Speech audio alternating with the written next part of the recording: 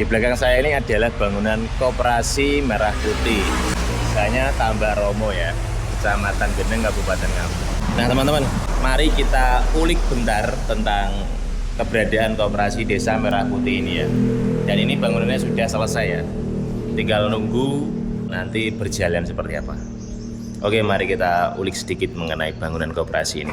Ada sebuah narasi yang cukup masuk akal tentang koperasi ini. Oke, mari kita baca ya. Seperti inilah narasinya. Jadi bangunan koperasi ini adalah, kalau tidak salah katanya itu pinjaman teman-teman ya. Pinjaman senilai 3 miliar rupiah. Nah, jadi rincian dari anggaran 3 miliar itu adalah berikut ya teman-teman.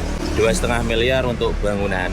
Jadi meliputi bangunan koperasinya sendiri, terus mungkin nanti mobilnya dan lain-lain, sarana-sarana penunjang.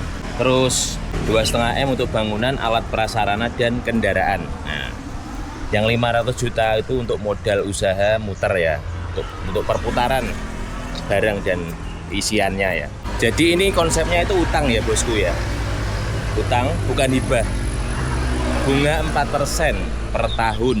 Jadi begitu kita ready, duit modal diterima dan bangunan sudah dibikin, maka bulan depan kita sudah harus bayar angsuran 50 juta per bulan atau cicilan 600 juta per tahun.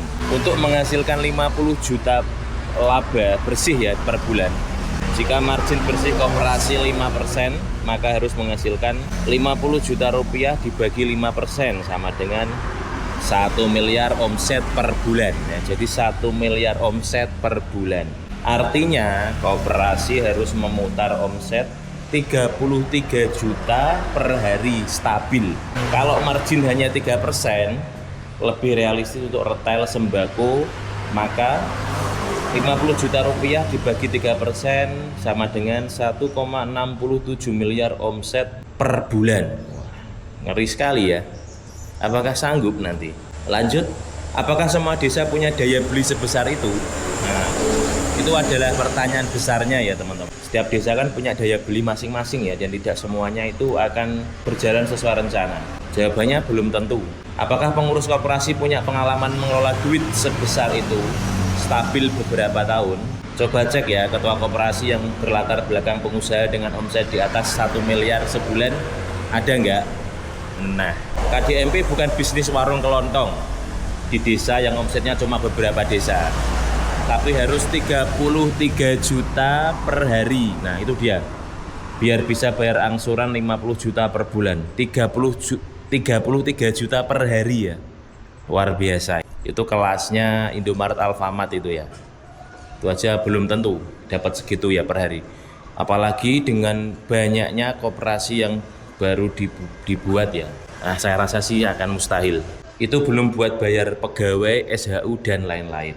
Pegawai digaji para patriot pengurus koperasi dapat SHU yang dibayar dengan yen ono siso keuntungan setelah bayar angsuran dan biaya operasional. Wah, kalau seperti itu sih ya boncos ya bosku ya. Nah ini skenarionya ya, skenario terburuk, skenario gagal bayar. 1. Macet ringan, koperasi hanya mampu menghasilkan laba 35 juta per bulan, defisit 15 juta per bulan, setahun defisit 180 juta. Kemungkinan akan terjadi restrukturisasi. Terus macet sedang, koperasi hanya mampu bayar 25 juta per bulan, defisit 25 juta per bulan, setahun defisit 300 juta. Cash flow tertekan, pengurus mulai disalahkan, kepercayaan mulai retak. Waduh.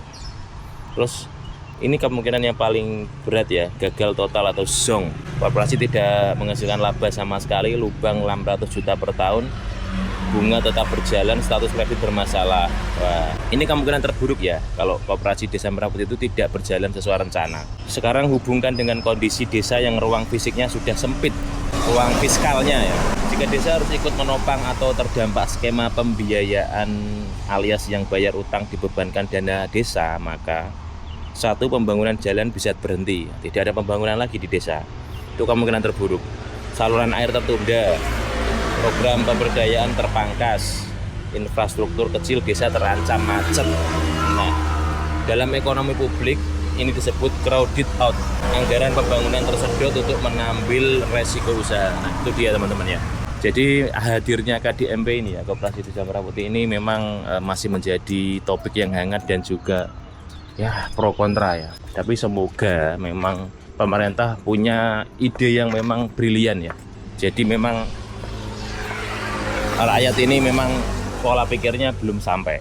Nah, semoga nanti memang hadirnya koperasi ini dapat memberikan manfaat, memang sesuai lah ya, sesuai janjinya para pemerintah.